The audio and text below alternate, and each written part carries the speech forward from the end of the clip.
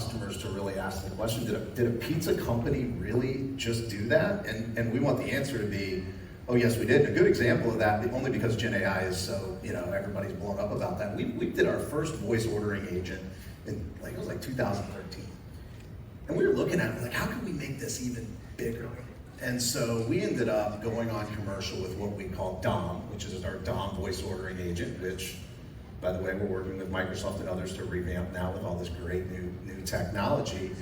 At the same time that Apple was out with Siri, Amazon was out with Alexa, and Microsoft was out with Cortana. And so that's that example of how do we take this idea and make it even bigger, whether it can be a brand event or something that consumers will really be able to dive into and drive sales. And that's a constant thing in our organization, just is how do you make it an oh yes we did idea. I love that.